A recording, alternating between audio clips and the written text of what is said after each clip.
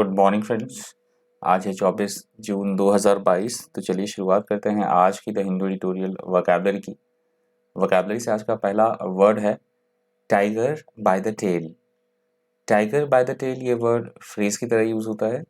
Tiger by the tell का मतलब होता है ऐसी कोई स्थिति जो हमारे नियंत्रण से बाहर हो, हमारे कंट्रोल से बाहर हो, जिसे हम नियंत्रित ना कर पाए, उसे बोला जाएगा फ्रेज में tiger by the tail. Something too difficult to manage or cope with. Example देख लीजिए, you know nothing about the commodities market, you will end up catching a tiger by the tail. कोई व्यक्ति किसी को सलाह दे रहा है कि तुम्हें कमोडिटी जो मार्केट है उसके बारे में कुछ भी पता नहीं है, तुम्हें नॉलेज नहीं है, इसलिए जो चीज़ें हैं तुम्हारे नियंत्रण से वो बाहर हो जाएंगी। तुम ऐसे काम करने की कोशिश कर रहे हो जो तुम्हारे बस में नहीं है। अगला हमारा शब्द है रिबेलियन। यहाँ पे नाउन की तरह वर्ड यूज हुआ है। रिबेलियन का मतलब होता है किसी के खिलाफ किसी तरह की कोई बगावत करना, विद्रोह करना, या फिर राजद्रोह हम बोल सकते हैं। इंग्लिश में उसे बोला जाएगा rebellion. The action of fighting against authority और refusing to accept rules. Synonyms है रिबेलियन के revolt, uprising, insurrection, disobedience. Antonym से ओबीडियंस, पीस, हार्मनी और अलायंस। एग्जाम्पल देख लीजिए, voting against the leader of the party was an act of open rebellion. ये बात कही गई है कि पार्टी के जो लीडर है उनके खिलाफ वोट देना एक खुले तौर पर बगावत करने का संकेत है। अगला हमारा शब्द है ट्राइपार्टाइट। ट्राइपार्टाइट वर्ड यहाँ पे एडजेक्टिव की तरह यूज हुआ है। ट्राइपार्टाइट का मतलब होता है ऐसी चीजें जिसमें कि तीन लोग शामिल हो, ऐसी कोई बात जिसमें तीन देश, तीन लोग या तीन समूह शामिल हो। त्रिदलीय, त्रिपक्षीय या त्रिकोणीय, उसे बोला जाएगा tripartite. Tripartite having three parts और involving three people, groups etcetera is called tripartite. Tripartite के सिनोनिम्स है ट्राइंगुलर, ट्राइलेटरल, ट्रिपल, थ्रीफोल्ड और मल्टीलेटरल। एंटोनिम से यूनिलेटरल, वन साइडेड और सिंगल। एग्जाम्पल देख सकते हैं आप, ट्राइपार्टाइट डिस्कशंस। तो ये बात कही गई है त्रिकोणीय वार्ता या त्रिकोणीय मीटिंग के बारे में बात कही गई है। अगला हमारा शब्द है अनरेवल। अनरेवल यहाँ पे वर्ब की तरह यूज हुआ है वर्ड। अनरेवल का मतलब होता है किसी भी चीज को, कोई बहुत ज्यादा कॉम्प्लिकेटेड कोई सिचुएशन है, कोई स्थिति बहुत ज्यादा खराब है या बहुत ज्यादा समस्या है, प्रॉब्लम है, तो उसको सुलझाना, सॉल्व करना, उसे बोला जाता है अनरेवल। Used about a complicated story to become or to make something become clear. Synonym से solve, decipher, revel, untangle. Antonym से tangle, knot, entangle और tie. Example देख लीजिए, the police tried hard to unravel the mystery of killing.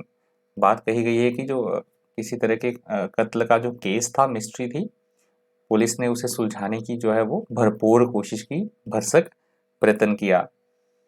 अगला हमारा शब्द है pledged. यहाँ पे नाउन की तरह वर्ड यूज हुआ है। प्लेज्ड का मतलब होता है किसी के साथ किसी तरह का कोई प्रॉमिस करना, औपचारिक वचन या सहमति, उसे बोला जाता है pledged. When someone makes a pledge, they make a serious promise that they will do something. Synonyms आप देख सकते हैं प्रॉमिस्ड, स्वॉर्न, कमिटेड और engaged. Antonyms uncommitted, divorced, unmarried और ब्रोक। एग्जाम्पल आप देख सकते हैं, the government has pledged ₹2,50,000 to help the victims of the crash. तो किसी तरह का एक्सीडेंट हुआ तो सरकार ने 2,50,000 रुपए देने का जो है वो वादा किया, अपनी सहमति जताई।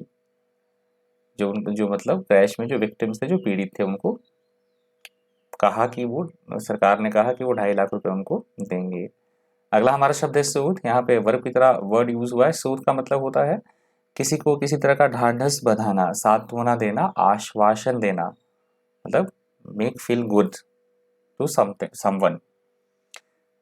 If you soothe someone who is angry और upset, you make them feel calmer. Synonyms आप दे सकते हैं काम, ईज, एलिविएट, एसुएज और pacify. Antonyms agitate, disturb, worry और इरिटेट। एग्जाम्पल देख लीजिए, he would take her in his arms and soothe her. ये बात कही जा रही है कि उस व्यक्ति ने उसे अपनी बाहों में ले लिया, उसको शांत करने की, सांत्वना देने की जो है वो कोशिश की। अगला हमारा शब्द है फॉकिंग।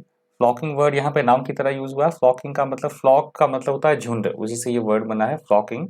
यहाँ भी लोगों की भीड़ से मतलब लिया गया है, लोगों का समूह, झुंड या भेड़ों या पक्षियों का झुंड, ग्रुप ऑफ, हर्ड, पीपल, उसे बोला जाता है flocking. You can refer to a group of people or things as a flock of them to emphasize that there is a lot of them. Synonyms आप देख सकते हैं crowd, herd, cluster, pack और mass. Antonyms है separate, spread, scatter, disperse और bestow. Example देख लीजिए, flocks of tourists visit Nainital every summer. तो बात कही गई कि प्रत्येक गर्मियों में नैनीताल में बहुत सारे लोगों की भीड़ जो है वो घूमने के लिए आती है। लोगों के झुंड से झुंड, टूरिस्ट के जो झुंड है वो घूमने के लिए आते हैं।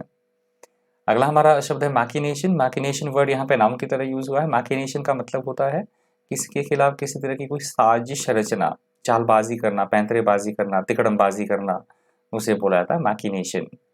सिनोनिम्स है स्कीम, ट्रिक, इंट्रीग, कॉन्स्पिरेसी और डिसेप्शन। एंटोनिम्स है honesty, accuracy, fairness, innocence, purity और reliability.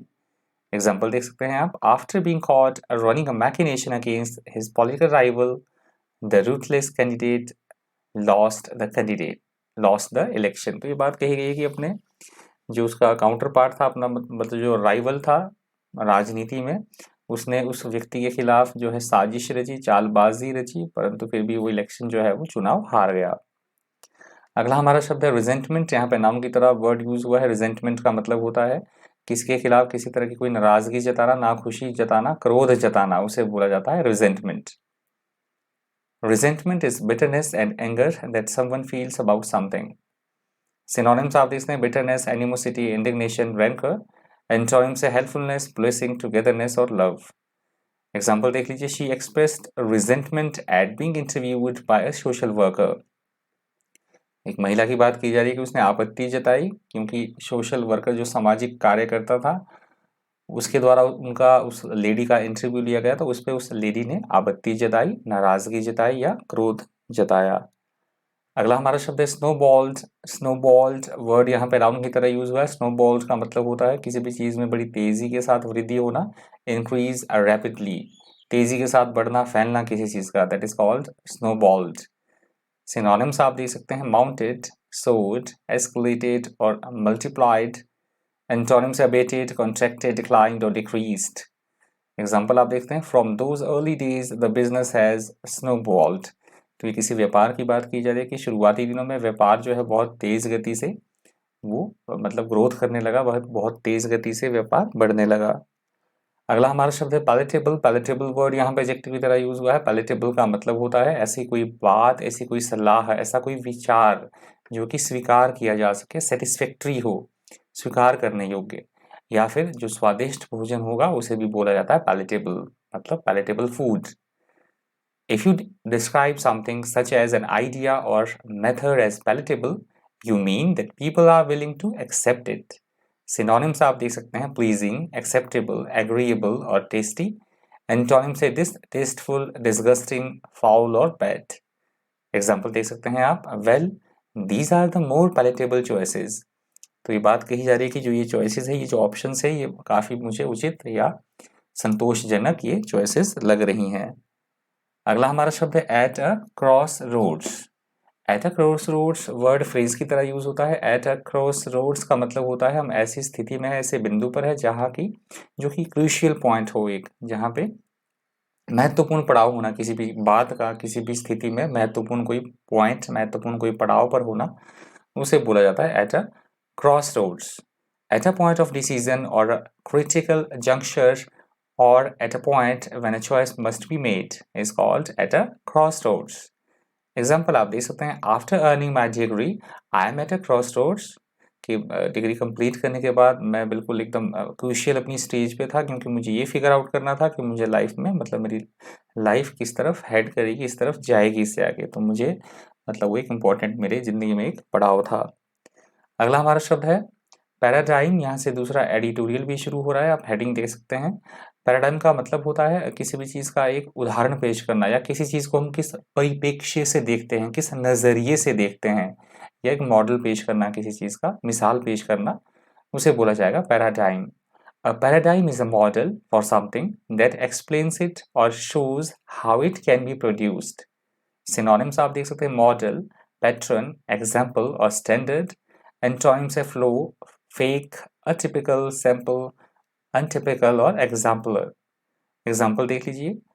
The way we create whole new paradigms of development. तो ये बात कही गई कि किन तरहों से हमने जो डेवलपमेंट है, विकास के हमने नए परिप्रेक्ष्य स्थापित किए हैं, नए उदाहरण या मिसाल पेश की है. अगला हमारा शब्द है डेवस्टेटिंग. यहाँ पे एडजेक्टिव की तरह वर्ड यूज हुआ है. डेवस्टेटिंग का मतलब होता है ऐसी कोई चीज जो कि हमें बहुत हानि पहुंचाने वाली हो, डैमेज करने वाली हो, विध्वंसकारी हो, विनाशकारी हो, उसे बोला जाता है devastating. If you describe something as devastating, you are emphasizing that it is very harmful or damaging. Synonyms आप देख सकते हैं destructive, ruinous, disastrous और calamitous. Antonyms है constructive, happy, respectful और ameliorative. Example देख लीजिए. Affairs do have a devastating effect on marriages. कि जो एक्स्ट्रा मैरिटल अफेयर्स होते हैं वो शादियों पर बहुत बुरा, बहुत हानिकारक जो है वो प्रभाव डालते हैं. अगला हमारा शब्द है कंसेंसस. यहाँ पे नाउन की तरह वर्ड यूज हुआ है. कंसेंसस का मतलब होता है किसी बात को लेकर लोगों में आम सहमति होना, सर्वसम्मति होना, उसे बोला जाता है consensus. Consensus is general agreement among a group of people. Synonyms आप देख सकते हैं agreement, accord, unity, concurrence. Antonyms है डिसएग्रीमेंट, डिसेंशन और कन्फ्लिक्ट. एग्जाम्पल देख लीजिए. The two parties have reached a consensus. तो ये बात कही गई है कि जो दोनों दल थे, दोनों जो पार्टी थी, वो एक आम सहमति पर, सर्वसम्मति पर किसी बात को लेकर उनमें आपस में ठन गई, मतलब बात बन गई. अगला हमारा शब्द है एनिमिकल. एनिमिकल वर्ड यहाँ पे एडजेक्टिव की तरह यूज हुआ है. एनिमिकल का मतलब होता है ऐसी कोई चीज जो कि बेहद हानिकारक हो, हमारे विरुद्ध हो, प्रतिकूल हो, या द्वेषी, दुश्मनी या बहुत इस तरह से उग्रता पूर्वक व्यवहार करना, हानिकारक होना, प्रतिकूल होना, विरोधी होना या द्वेषी, उसे बोला जाता है inimical. Harmful to something, making it difficult for something to happen और exist, that is called inimical. Inimical के सिनोनिम्स है अनफ्रेंडली, हार्मफुल, डेट्रीमेंटल, हॉस्टाइल और एडवर्स. एंटोनिम्स है फ्रेंडली, डिजायरस, बेनिफिशियल और फेवरेबल. एग्जाम्पल देख लीजिए. Inimical behaviour should be curtailed. तो ये बात कही गई कि जो इस तरह का जो व्यवहार है, प्रतिकूल या विरोधी जो व्यवहार है, उसे बिल्कुल कम कर दिया जाना चाहिए, उसे नहीं किया जाना चाहिए, इस तरह से व्यवहार नहीं करना चाहिए. अगला हमारा शब्द है कॉर्नरस्टोन. यहाँ पे नाउन की तरह वर्ड यूज हुआ है. कॉर्नरस्टोन का मतलब होता है किसी भी चीज की मजबूत आधारशिला होना, एक नींव होना किसी बात की, उसे बोला जाता है cornerstone. The cornerstone of something is the basic part of it on which its existence, success or truth depends. Synonyms आप देख सकते हैं फाउंडेशन, बेसिस, कीस्टोन और बेस. एंटोनिम्स से abolish, roof, rack और avert. एग्जाम्पल देख लीजिए. Research is the cornerstone of the profession. तो ये बात कही गई है कि जो ये व्यवसाय है, किसी तरह के प्रोफेशन की बात की गई है कि इस प्रोफेशन में अनुसंधान, जो रिसर्च है, वो एक मतलब आधार का काम करेगी, एक नींव का काम करती है. अगला हमारा शब्द है एमिनेटिंग. यहाँ पे वर्ब की तरह वर्ड यूज हुआ है. एमिनेटिंग का मतलब होता है किसी चीज का कहीं से आना, प्रकट होना, निकलना, उत्पन्न होना, उसे बोला गया है emanating. If something emanates from somewhere, it comes from there. Synonyms आप देख सकते हैं एमर्जेंट, एमिट, इशू और originate. Antonyms absorbing, check, depart और डिसअपियर. एग्जाम्पल देख लीजिए. The heady aroma of wood smoke emanated from the stove. तो ये बात कही कि स्टोव से, चूल्हे से जो ये धुआं है वो बिल्कुल उत्पन्न हो रहा था, निकल रहा था. अगला हमारा शब्द है पल्वराइज. पल्वराइज वर्ड यहाँ पे वर्ब की तरह यूज हुआ है. पल्वराइज का मतलब होता है किसी भी चीज को मतलब डिस्ट्रॉय करना, हानि पहुंचाना, नष्ट करना, कंप्लीटली डेमोलिश करना, उसे बोला जाता है pulverise. To pulverize something means to do great damage to it or to destroy it completely. Synonyms आप देखते हैं crush, demolish, crumble, crunch और shatter. Antonyms है construct, build, create और make. Example देख सकते हैं आप. The tsunami pulverized everything in its path. तो ये बात कही गई है कि सुनामी, कहीं सुनामी आई है, उसके रास्ते में जो भी आया वो बिल्कुल तहस नहस होकर रह गया. सुनामी ने पूरी तरह से हानि पहुंचाई, पूरी तरह से चीजों को नष्ट कर दिया, तबाही मचा दी चारों तरफ। तो ये लास्ट वर्ड था आज की द हिंदू एडिटोरियल वोकैबुलरी का। इस वीडियो में इतना ही। इसी तरह के इन्फॉर्मेटिव वीडियोस के लिए बन रही है चैनल पर। Thank you, thanks for watching.